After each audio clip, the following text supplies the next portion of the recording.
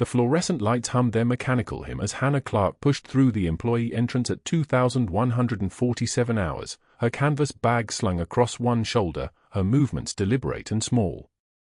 Sacred Heart Hospital in Raleigh sprawled across for stories of beige corridors and humming machines, and on the night shift, it belonged to people like her, the ones who kept their heads down and their histories buried.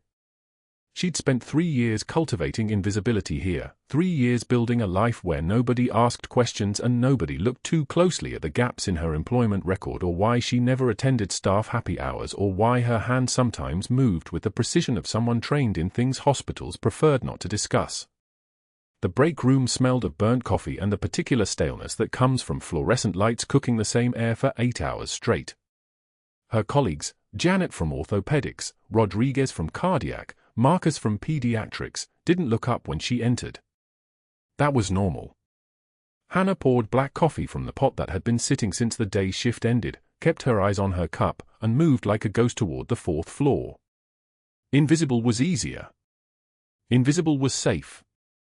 Invisible meant nobody would ever ask about the faint scar tissue tracking down her left arm or the way she flinched at loud noises or why she'd requested permanent night shift and never took vacations.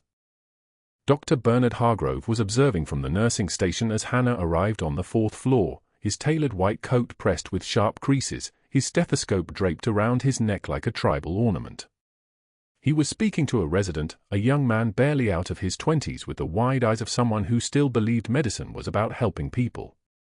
"That one there," Hargrove said, tilting his chin toward Hannah without bothering to lower his voice.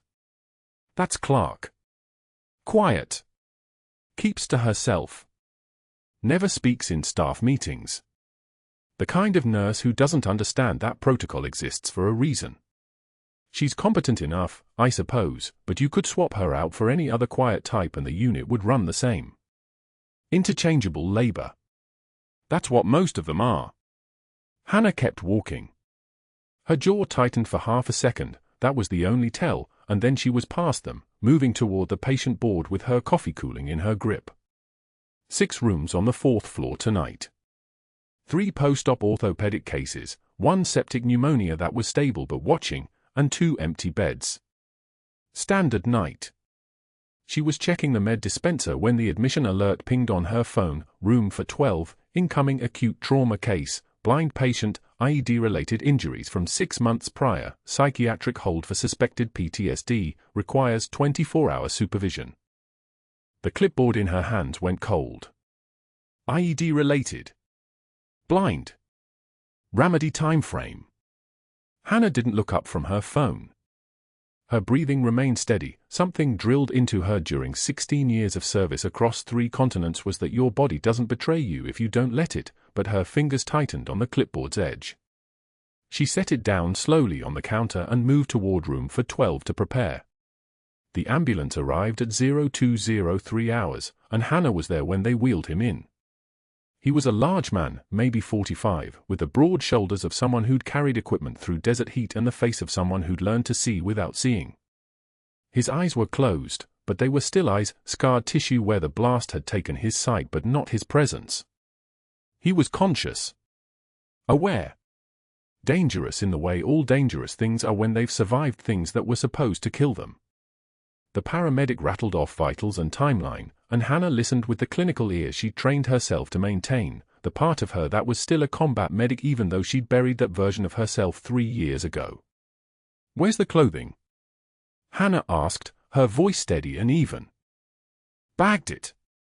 Trauma cut everything off him in the field." She nodded, helped them transfer him to the bed in room for 12, monitored the EKG placement and the 4-line the medics had already established. 2 liters in, stable rhythm, blood pressure adequate. He wasn't in immediate danger. Room for 12 was one of the quieter ones, away from the nursing station, with a window that faced the parking lot and the rainy Raleigh night beyond it. She moved efficiently through the assessment, checking lung sounds with her stethoscope, palpating abdomen, running through the mental checklist that had become automatic after so many years of triage. Nothing seemed to scream at her except his calm. "You're military," he said. "Not a question." Hannah paused. Her hand was on his shoulder, checking for tenderness. She didn't answer. "Your touch," he said. "The way you move. The way you're checking for a pneumothorax even though the medics cleared it. You were trained for this. Combat trauma assessment." His unseeing eyes moved toward her voice even though he couldn't see her. "What unit?" "I'm your nurse," Hannah said, keeping her voice at the professional level she'd perfected. "My name is Hannah. I'll be with you through the night." The man's expression shifted, something that looked like recognition, or maybe grief. "I commanded the 17th Regiment in Ramadi." "You know Ramadi?" Hannah turned away. She was supposed to turn away. She was supposed to remain professional and distant, and exactly what everyone at Sacred Heart believed she was: competent, quiet, interchangeable. She moved toward his jacket, which the paramedics had left on the chair, clothes shredded, boots still caked with what looked like 6 months of wear, the fabric torn and bloodstained.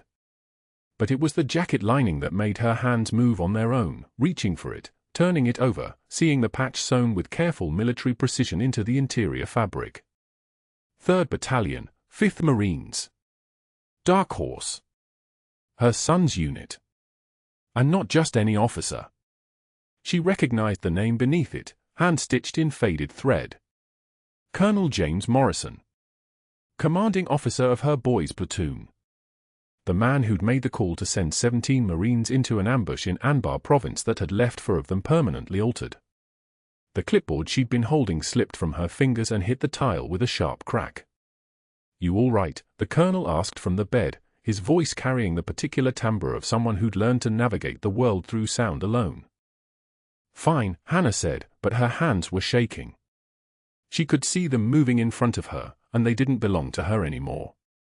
They belonged to the version of her that had stood over wounded men in a concrete compound in Ramadi, hands steady while she applied pressure dressings and started fours by touch and made the decision about who could be saved and who couldn't. That version of her had walked away 3 years ago. She wasn't supposed to come back. Not like this. She excused herself from the room and moved toward the trauma bay supply closet, checking inventory with a clinical eye that betrayed nothing. But her hands trembled as she touched the sealed packages of gauge and the taped boxes of 4 catheters. Muscle memory.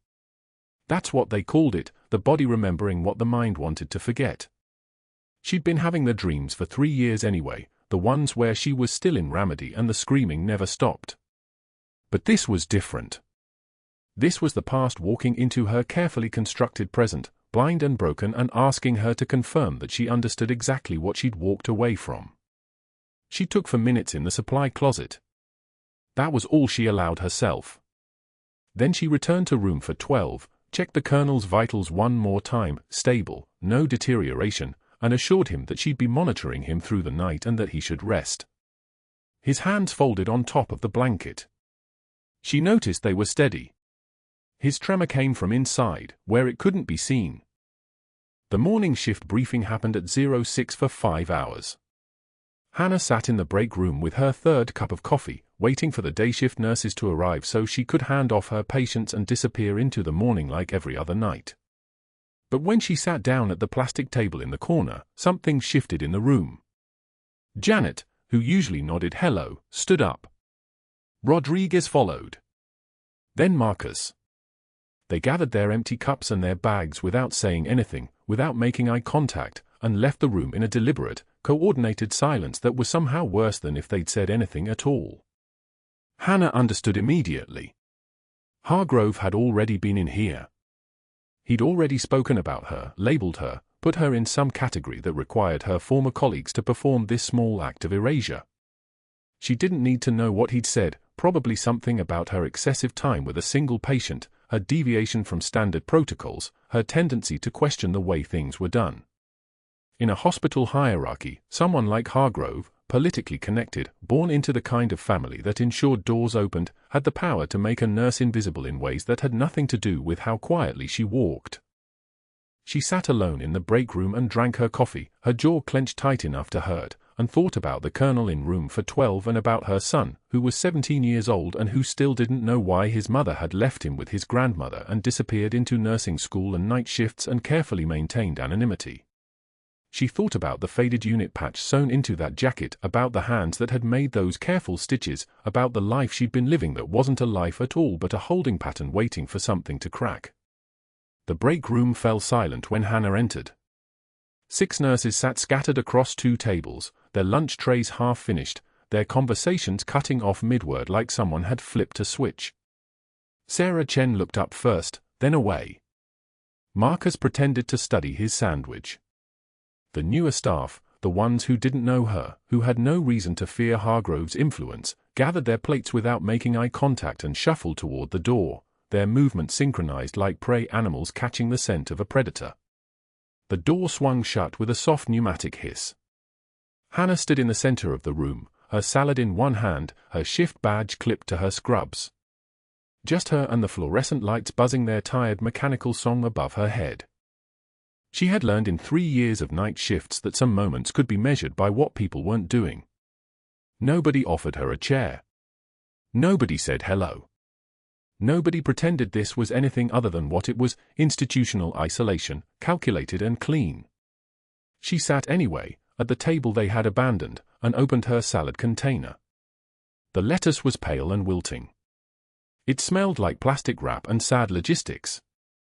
That afternoon, before the break room ambush, Dr. Hargrove had found her outside room for 12.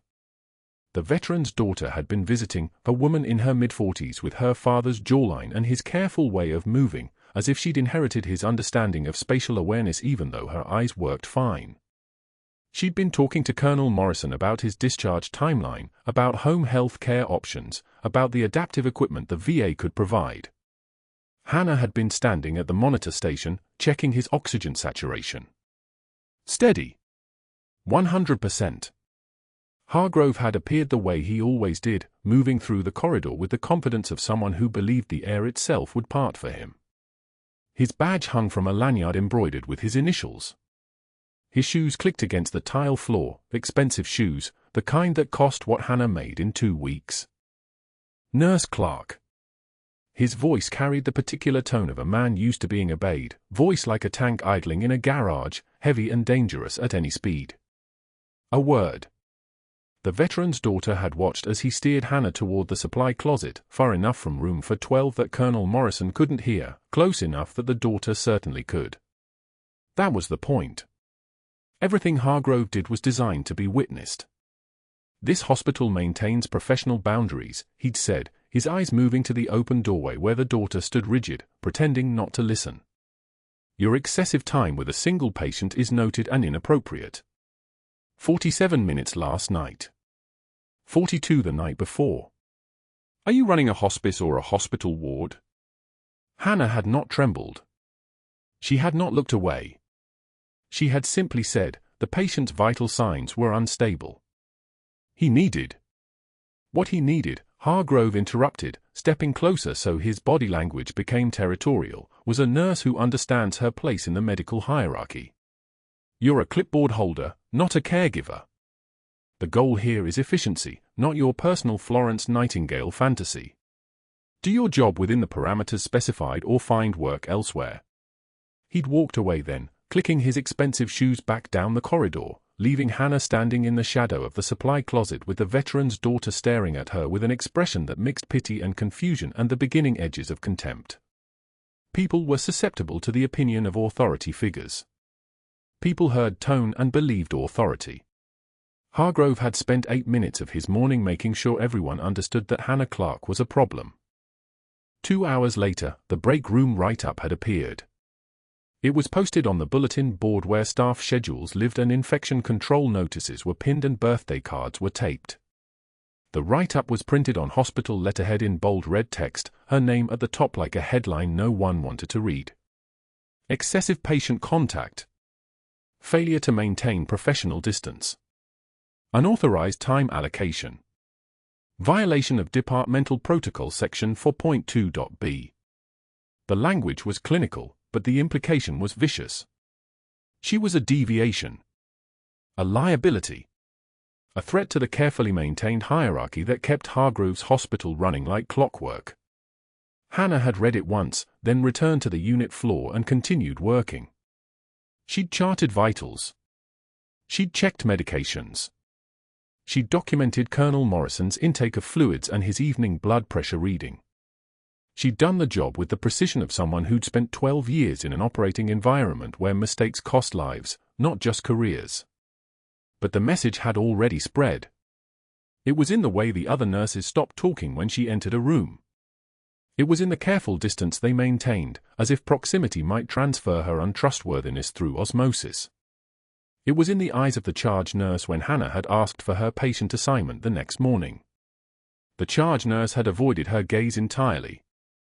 "You're being reassigned," she'd said, consulting a clipboard that had suddenly become very interesting.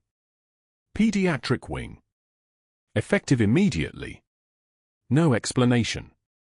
No opportunity for discussion. Just a reassignment that separated Hannah from room for 12 and from the one patient who might recognize the person she actually was. That was strategy. That was Hargrove moving beyond simple cruelty into institutional power play, weaponizing the hospital's own bureaucracy to isolate her from her one connection to her son's life. The pediatric wing was 3 floors down, a cheerful assault of pastels and cartoon characters. Hannah had stood in the hallway for 5 minutes, looking at a mural of smiling animals and feeling something dangerous accumulate in her chest, something that felt like rage but tasted like resignation. Then she'd gone back to room for 12. She'd stopped at the nurse's station first and requested to check Colonel Morrison's medical records. The charge nurse had looked uncomfortable. Dr. Hargrove said any access to his chart requires attending physician approval. Not attending physician supervision. Not attending physician notification. Approval. As in permission. As in Hannah was no longer trusted to read the medical information of her own patients. She had sat in the break room now, alone under those fluorescent lights, and felt the weight of 3 years of careful anonymity beginning to crack. She'd spent 36 months building a life as just a nurse. A quiet one. A competent one. But just a nurse, and that was the architecture of her invisibility. That was the whole strategy: disappear into the system, let the system cover you, move through the hospital as a utility rather than a person. But Hargrove was pushing against that. He was using his access to institutional power like a crowbar, trying to pry open the careful compartment she'd built. The written notice. The break room isolation. The reassignment. The records restriction. Each action was small, entirely defensible, completely professional. And together they formed a pattern that said he knew something was wrong with her story and he was going to expose it. Hannah had been staring at her wilting salad when the door opened again. Dr. Hargrove stood in the doorway, coffee cup raised in mock salute, that practiced smirk playing across his face like a smile carved from stone. He was enjoying this. That was the terrible part of it, not the institutional power he wielded, but the pleasure he took in wielding it. Some people were designed to dominate, and they never minded it. A single tear had escaped down Hannah's cheek. Just one. She'd felt it slip free before she could stop it, felt it track down her skin warm as blood. She'd wiped it away without breaking eye contact, and when she spoke, her voice had dropped an octave from the deferential tone she'd been cultivating. "Sir, some patients require more than what fits on your clipboard." The smirk had widened at that. He'd raised his coffee cup a little higher, as if toasting her insolence. "And some nurses require more than what fits in this hospital," he'd said, and then he'd turned and left, confident and dismissive, completely certain that he'd already won. Hannah had sat alone for another 15 minutes after that. Nobody came back to the break room. The salad remained uneaten. She'd pressed her hands flat against the table and felt her breathing return to baseline, for counts in, for counts hold, for counts out. The techniques her therapist had given her. The tools she'd learned to use when her own mind became the enemy. But that wasn't the worst part. That wasn't what kept her up during the drive home at 6 a.m., her hands gripping the steering wheel too tight, her jaw clenched hard enough to hurt. The worst part was that Colonel Morrison had been trying to tell her something last night during her vital signs check, his blind eyes oriented toward her voice with an intensity that suggested memory moving through him like a current. He'd asked her name again, even though he knew it.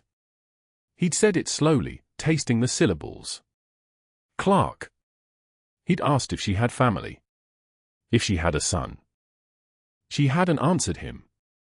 She'd finished her vital signs documentation and excused herself, walking away from the question because answering it would mean speaking her son's name aloud in a hospital where Hargrove was already investigating her, already digging, already preparing to dismantle her carefully constructed life. And now she was being reassigned to the pediatric wing, separated from the one place she could get answers about Michael, about whether her boy had survived Ramadi the way she hadn't, about whether he was still the person she remembered or whether the war had rewritten him into someone else entirely. That night, she sat with Colonel Morrison anyway. She'd gone back to room for 12 after her pediatric shift ended, during the quiet hours when the unit was dimly lit and mostly silent. She'd checked his vital signs without being assigned to him, without permission, without approval from attending physicians who didn't want her touching his medical information. His monitor showed irregular heartbeat traces, small variations that meant his heart was working harder than it should be. His oxygen saturation had begun a slow decline, 96%, dropping to 95, 94. She'd noted it but said nothing, and when his alarm finally activated 20 minutes later, she was standing right there, ready. The oxygen monitor beeped its steady rhythm at 2,100 hours. 94%. Falling. Hannah heard it from the pediatric wing, 4th floor, 3 corridors away, and every muscle in her body went rigid. She was assessing a 7-year-old's post-appendectomy vitals when the number dropped again. 93. The child's mother was asking about discharge. Hannah heard nothing. She was already counting the hours since Colonel Morrison's procedure, the rate of decline, the pattern her hands recognized before her mind had fully catalogued it. 12 hours. That's all it had taken for something small to become dangerous. The reassignment had come at 0600 that morning, delivered by Charge Nurse Davis with apologetic eyes and Hargrove's words hanging between them like smoke. Too emotionally involved. Liability to the unit. Pediatric wing needed coverage. It wasn't a request. Davis didn't meet Hannah's eyes when she handed her the reassignment sheet. Nobody else on the unit had either. Hargrove had made sure of that. Hannah finished her assessment, documented the child's vitals with mechanical precision, and waited exactly 20 minutes before taking her scheduled break. The stairwell was empty. The 4th floor hallway hummed with the fluorescent buzz that meant late evening, when visitors had left and the unit settled into its quieter rhythm, a rhythm broken only by the soft alarms that came and went without much urgency. She moved like someone who belonged there, like every nurse belonged everywhere in a hospital, like she wasn't walking toward a patient she'd been deliberately separated from. Room for 12 was dark except for the glow of monitors. The door was closed but not locked. Nothing was ever locked in Sacred Heart unless someone was dying and needed privacy for it. She slipped inside during shift change, during that 5-minute window when the rotating cast of nurses who'd replaced her were between rooms. The veteran's head turned toward the sound of the door. He'd been expecting her, or hoping. His jaw tightened when he heard her footsteps. "They told me you weren't my nurse anymore," Colonel Morrison said. His voice was steady but something underneath it had thinned. Hannah didn't answer. She moved to his bedside and began her assessment with the focused silence of someone who'd done this 10,000 times. Hand on his wrist, pulse elevated, climbing into the 130s. His respirations were labored on the left side, the breathing pattern becoming asymmetrical, as if one half of his chest was moving independently from the other. She placed her palm against his sternum and felt the subtle deviation of his trachea, millimeters, barely perceptible to anyone who hadn't spent 3 tours in Ramadi learning the language of broken bodies. His neck veins were beginning to distend. The skin around his ribs had taken on a subtle tension she recognized, like an old scar recognizing the knife that made it. Tension pneumothorax. Building.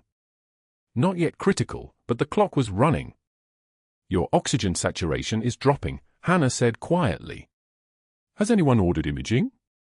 Chest film? CT?" Dr. Hargrove said it was normal post-procedure fluctuation. The veteran's voice carried the precision of someone accustomed to following orders, even when those orders felt wrong. "He did rounds this afternoon. Told my daughter, he paused, as if the next words carried a weight. He told her everything was progressing as expected. Hannah's jaw clenched. Hargrove had performed rounds while she was locked out. While she'd been in pediatrics assessing healthy children, Hargrove had stood in this room and made a diagnosis based on what? Protocol. Convenience? The arrogance of a man who'd never trained in triage, never learned to read the body's subtle warnings, never stood in a field hospital with a soldier's life balanced on whether you could hear what the patient wasn't saying. She paged the attending physician. Dr. Kemper should have been on the 4th floor. Should have been available. The pager crackled silence. She paged again. Still nothing. The hospital was never silent, but her page seemed to disappear into the noise like a stone dropped into black water. Hannah was leaving the room to find Kemper in person when Hargrove appeared in the hallway as if he'd been waiting. He had been waiting. The precision of his positioning, directly between her and the nursing station, far enough from room for 12 that no one would see them clearly, close enough that they were already isolated, suggested he'd been watching. His presence had the quality of something that compressed the air pressure, something that made the oxygen in the hallway feel thin. "You are not assigned to this patient," Hargrove said. His voice was quiet. That was the dangerous part. Not the anger, but the control beneath it, the confidence of someone holding institutional power like a weapon he'd never actually had to use. "Return to your station immediately or I will have security remove you." Hannah looked at room for 12. Then at Hargrove. The silence between them lasted exactly 2 seconds. "His breathing is compromised," she said. Her voice was still deferential, soft, the voice of a nurse who knew her place. But underneath it, something else was moving, something that had been patient for 3 years and was beginning to recognize that patience might not be a virtue anymore. "Someone needs to order imaging. Chest X-ray minimum. His respiratory rate is climbing, his trachea is deviating." Hargrove stepped closer. His voice dropped, and when he spoke, it carried the venom of a man who believed he'd already won. "Someone needs to follow orders. That someone is you. Walk away, or walk out permanently. Your choice, Clarke." He turned and left. His footsteps echoed down the hallway with the confidence of a man who'd just made a decision, not a threat, but a certainty. He would have security remove her if she disobeyed. He would make sure every colleague she'd begun to trust understood that loyalty to him was the only survival strategy that worked. He would allow Colonel Morrison to deteriorate rather than take direction from a night nurse he'd already decided to erase. Hannah stood frozen in the hallway. The overhead fluorescents buzzed their mechanical hum. Somewhere 2 floors below, a code alarm sounded, brief, sharp, urgent. Someone's emergency. Someone else's crisis. She listened to the sounds of Sacred Heart moving around the veteran who was slowly suffocating in room for 12, the hospital humming along as if everything was exactly as designed, exactly as it should be. The stairwell door closed with a pneumatic hiss. Hargrove was gone. But that wasn't the worst part. The worst part was that he was right. Not clinically, he was spectacularly, dangerously wrong about Morrison's condition. But institutionally, he was exactly right. Hannah had no authority to order imaging. Hargrove, as chief of medicine, had already documented in the chart that the patient's decline was expected post-procedure response. If she went around him to Kemper, if she formally escalated this, she'd be directly contradicting the hospital's most powerful physician. She'd be the difficult nurse who couldn't follow the chain of command. She'd be the one who'd already been flagged as a liability, already been isolated, already been marked as someone who didn't understand her place. She stood in the hallway while the fluorescents buzzed and the distant code alarm wailed and the veteran's oxygen saturation continued its slow, methodical descent into dangerous territory. The hallway was empty. No one was watching. No one would know if she walked back to pediatrics and continued her assigned shift, documented her vitals, went home at dawn like none of this was happening. No one would know if she chose the quiet survival she'd been practicing for 3 years, the survival that kept her invisible, safe, untraceable. The clock in her head that had been set in Ramadi 13 years ago began counting down. 93% oxygen saturation. How long until 85? How long until the body begins to fail? How long until a trained medical professional's neglect became murder wearing a hospital credential? Hannah took one breath. Then another. She turned away from room for 12 and walked toward the nursing station, her mind already moving through the options that remained, each one worse than the last, each one carrying a cost she was finally beginning to understand she couldn't afford to pay. Not anymore. Not when the cost was someone else's life. The monitor beeped its steady rhythm at 0600. Hannah checked the vitals on the morning board, room for 12, Colonel Morrison, oxygen saturation 94%, stable. She'd been watching him since Hargrove reassigned her to pediatrics 3 days ago, stealing glances during hall passes, tracking his decline like a hunter reading spoor. The faded unit patch visible inside his jacket collar when he shifted in bed. Her son's regiment. Her son's commanding officer. The man who'd sent Michael into the same grinding hell that had broken her into pieces. She pushed the cart down the hallway. Fluorescent lights hummed overhead, casting everything in the hospital white that made it impossible to distinguish morning from midnight. Her scrubs were still damp from the pediatric unit, spilled juice box, the residue of a 3-year exile from the people she'd once trusted with her life. The screaming started before she reached his door. Help! Someone help! Dad, stay with me, Dad! Hannah moved. Not walked. Moved like muscle memory made flesh, like her body had been waiting for permission to remember what it was built to do. The code alarm hadn't sounded yet, but her eyes read the room faster than monitors could report. Morrison's daughter stood beside the bed, her face a mask of terror. The veteran's chest rose on the right side. The left side didn't move. His lips had turned that particular shade of blue, not the blue of cold, but the blue of oxygen debt. His mouth opened and closed like a fish pulled from water, his body desperate for air it couldn't reach. Tension pneumothorax. A collapsed lung compressing the other side, the heart, everything. The kind of emergency that killed in minutes if you waited for protocol to shuffle through the bureaucracy of authorization.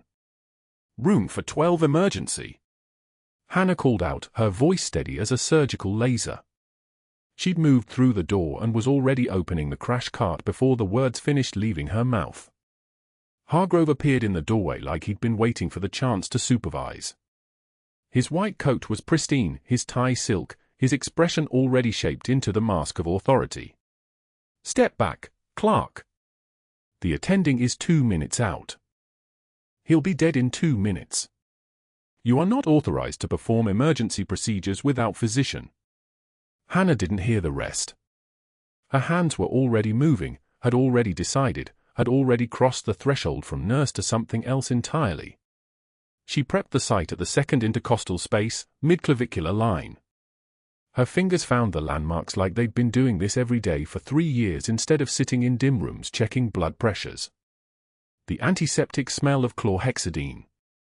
The texture of his skin under her fingertips, thin and papery, a man who'd held a rifle and seen things that erased the softness from the bones beneath. Clarke, I'm ordering you to stand down.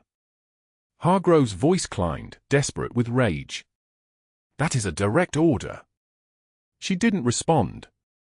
Responses were for people who had time to negotiate reality. The 14-gauge needle went in with the precision of a sniper adjusting for wind. The moment before the strike. The held breath. The execution. The hiss of air escaping. Morrison gasped, a sound like a man breaking the surface of water after drowning. His right lung expanded. His left lung inflated. His oxygen saturation climbed on the monitor like a prayer being answered. 94, 96. 98, his daughter sobbed, pressing her hand to her mouth, unable to form words. 47 seconds. That was the entire span of his death held at bay by hands that had practiced this in the dark of forward operating bases with no morphine and no hope, only the sound of helicopters in the distance that might never arrive. Get an attending in here now, Hannah said, her voice the flat command of someone used to being obeyed. She looked at Morrison's daughter. His stable. Stay with him.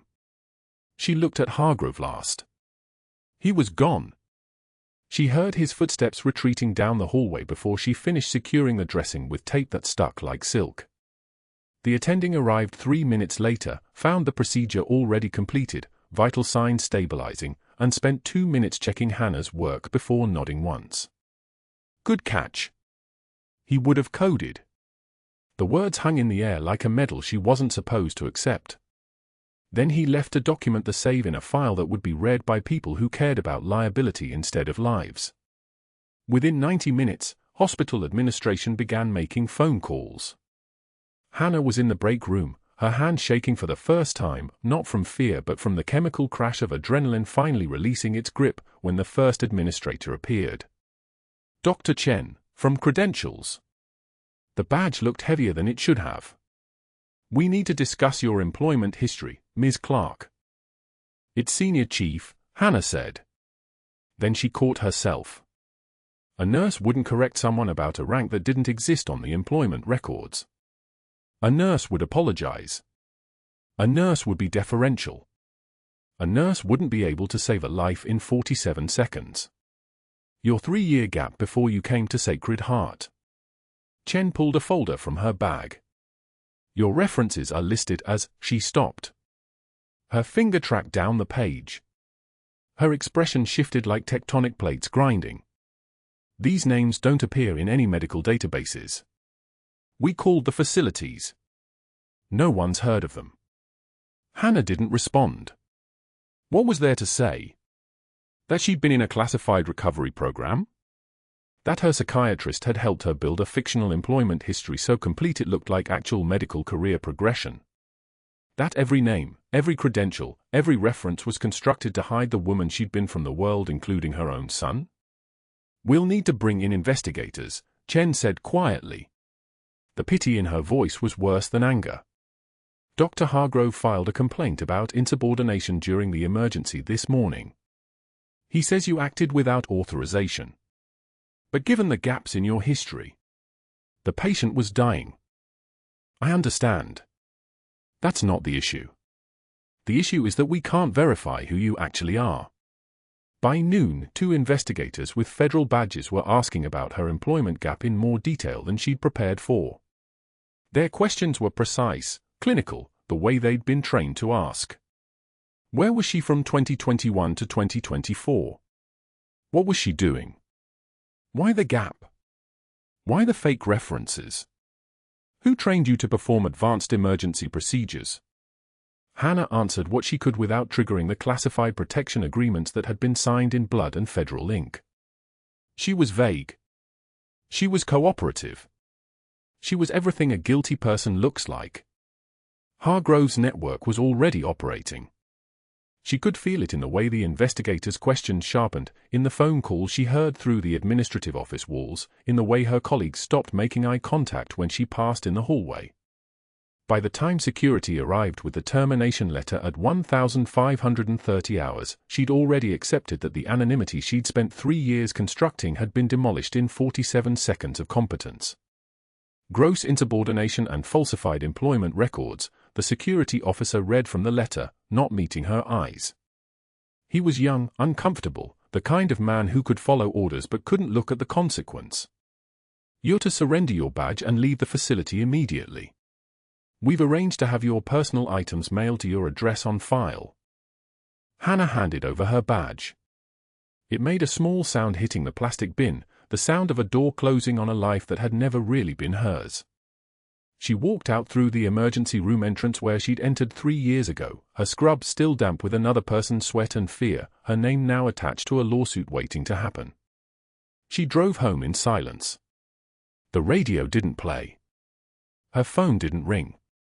There was only the sound of tires on asphalt, the rhythm of breath being drawn and released, the knowledge that she'd saved a man's life and destroyed her own refuge in the process. The house was empty when she arrived.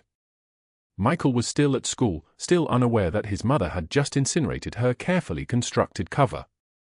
She sat at the kitchen table in her scrubs, still in her scrubs, unable to move enough to change clothes or shower away the smell of antiseptic and failure. The afternoon light was honest and cruel. It showed every line in her face, every scar on her hands, every year she'd spent trying to be someone smaller than she was. At 1,400 hours exactly, she heard his key in the lock. Michael. 14 years old. Born while she was in Ramadi, raised by his grandmother because his mother had been too broken to trust herself with anything fragile. His footsteps in the hallway. His voice calling out, "Mom? You're home early." Hannah couldn't speak. The tears came without permission, without dignity, without the composure that had carried her through 3 years of being invisible. She sat across from her son with her hands flat on the table and tried to form words that wouldn't require explaining the faded unit patch she'd seen sewn inside the blind veteran's jacket. The patch that meant Morrison had been the commanding officer of the unit that had sent Michael's father into the meat grinder. The patch that meant saving his life had just cost her everything. "I made a mistake at work," she finally whispered. Michael sat down slowly, the way soldiers do in the presence of wounded people. "What kind of mistake?" "The kind that changes everything," Hannah said. She didn't recognize her own voice. That wasn't the voice of Senior Chief Petty Officer Hannah Clarke, Navy Special Forces, 17 confirmed saves in combat medicine. That was the voice of a woman who'd just discovered that you can't run from who you are. You can only delay the collision. Outside the kitchen window, the afternoon light was already beginning to fade. She had no job. She had no identity. She had a 14-year-old boy looking at her with fear in his eyes because his mother had finally broken enough to show him the cracks. What happened next would either destroy what was left of them both or rebuild something neither of them had known was possible. The hospital board convened at 9 o'clock in the morning. Dr. Hargrove sat at the head of the conference table, his termination recommendation already drafted, his fingers steepled with the confidence of a man whose network of favors had always held. Board members shuffled papers. The hospital administrator checked her watch. Everything was routine. Everything was already decided. The conference room doors burst open. Michael Clarke stood in the doorway, 14 years old, breathing hard, his jacket unbuttoned, his eyes red but focused. In his hands he carried a shadow box. Glass front. Dark velvet backing. Medals arranged with military precision. His voice came out raw, desperate, cutting through the sterile quiet like a blade. "Mom, they need to see these. You can't let him win." Hargrove's expression flickered, confusion, then irritation. "This is a closed board meeting. You need to leave." Michael stepped forward. He opened the shadow box with trembling hands. His voice cracked as he read from the citation beneath the first medal, the words formal and military and undeniable, Senior Chief Petty Officer Hannah Clarke, United States Navy Special Forces. The room went so quiet you could hear the fluorescent lights buzz overhead. The hospital administrator's face had gone pale. She reached for a file folder in front of her, Hannah's personnel record, and pulled out a second file that had appeared from somewhere in the building's basement archives. Military records. Classified clearance documents. Her hand shook as she opened it, as she began reading aloud, decorations for valor in Ramadi. 2 bronze stars. Purple Heart. Michael's eye stayed locked on hers across the distance of the table. "She didn't leave us because she didn't love us, Mom. You didn't leave because you didn't care. You left because you were broken and you wouldn't let us break with you." The door opened again. A man in a Navy dress uniform stepped into the room. His rank insignia caught the overhead light, commander level, bearing itself like authority itself had walked in wearing a dress blue jacket. Behind him came a second figure. Then a third. SEAL Team Leader. Special Operations Command. The air in the conference room changed pressure the way it does when apex predators enter a space. The SEAL commander stepped forward. His voice came out steady, level, the kind of calm that only comes from having already survived worse. Senior Chief Clarke performed combat medicine under fire for 3 consecutive tours in Ramadi. She trained every combat medic who came after her. That needle decompression she performed this morning on Captain Reynolds? That's not the first time she's done it. She's done it in situations where people were actually trying to kill her. He paused. His eyes moved across the board members like a laser sight. That procedure she performed saved more lives than everyone in this room combined. Hargrove stood up. This is highly irregular. She falsified her employment records. She violated hospital protocol. She operated without. The conference room doors opened a third time. 2 federal agents entered. Their badges read Department of Defense. Their bearing suggested they were not here to negotiate.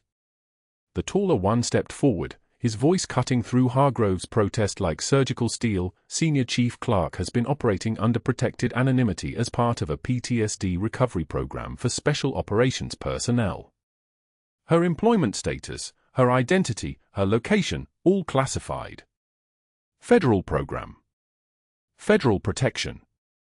The second agent's voice was colder. Your investigation into her background, Dr. Hargrove, compromised a veteran's medical privacy protections. Captain Reynolds is still under protection protocols. Your reckless actions endangered an active federal program. Military attorneys are currently drafting federal charges. Hannah stood in the doorway. She had not spoken. She had not moved. She had simply watched her son read her medals aloud to people who had spent 3 years believing she was invisible. The conference room doors opened one final time. A 2-star general stepped into the room. His uniform was dress blues. His presence made the air pressure change. His face was carved from the kind of authority that only comes from commanding actual warriors. He addressed the board chair directly. General Morrison, sir. I flew in from the Pentagon overnight. He turned toward Hargrove. Your hospital recommended terminating a decorated combat medic while she was saving the life of a veteran under federal protection. The same veteran she'd been assigned to care for under classified protocols you were never informed about. Hargrove's mouth opened. No sound came out. The general continued, his voice like a tank idling in a garage, ready to move forward and crush anything in its path. I'm ordering your immediate termination, Dr. Hargrove. Effective immediately. You will surrender your hospital credentials, your parking placard, and your access badge. You will cooperate fully with the federal investigation into your conduct. And you will do this in front of every staff member you've ever intimidated with your position. Security moved toward Hargrove. He stood, his face pale, his carefully constructed hierarchy crumbling in 60 seconds. As they walked him toward the door, the hallway filled with faces. Nurses he'd dismissed. Technicians he'd belittled. Residents he'd tormented.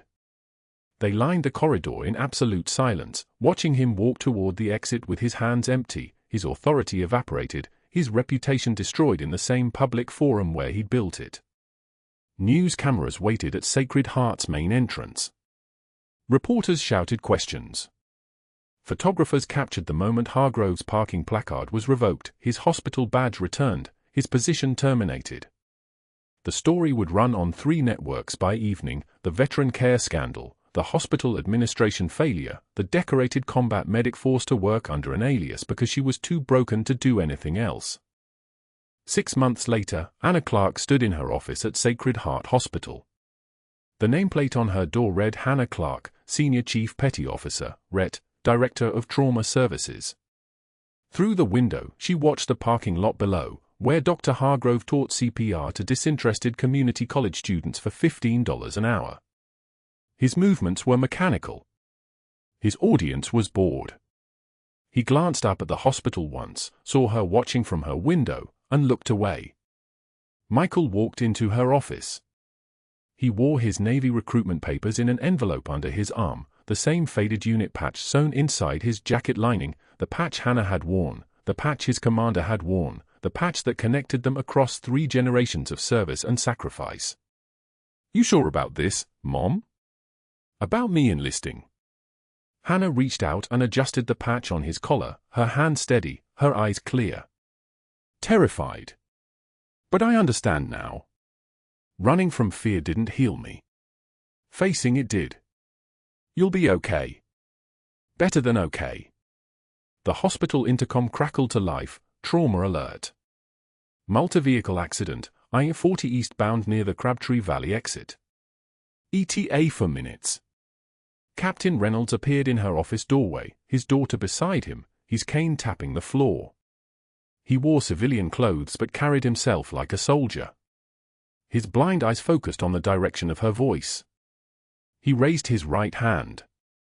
Not a salute, a gesture of respect between warriors. Hannah returned it. "Your son's going to be in good hands. I'm going to make sure of it." Hannah moved toward the elevator, her limp still present, permanent reminder of what she'd survived, but her hand steady, her mind clear, her voice carrying the weight of command. The hallway parted for her. Staff members stepped aside. The timid night nurse who'd hidden for 3 years was gone, transformed in a moment back into the person she'd always been underneath. Michael watched her disappear into the trauma bay, understanding finally why his mother had left, understanding that some people need to break down completely before they can rebuild into something stronger. The camera pulled back through Sacred Heart's windows as lights switched on in the emergency department, as Hannah Clarke moved between stations with the fluid precision of someone who'd trained in actual combat, who'd held lives together when it mattered most, who'd learned that the quietest person in a room is often the one holding everything together. Heroes walk among us. Sometimes in scrub, saving lives in the dark. If this story moved you, if you've ever been underestimated by someone who didn't know your true value, please subscribe and hit that notification bell. Leave a comment. What would you have done in Hannah's position? Share this with someone who needs to know that your past doesn't define your future. Thank you for watching.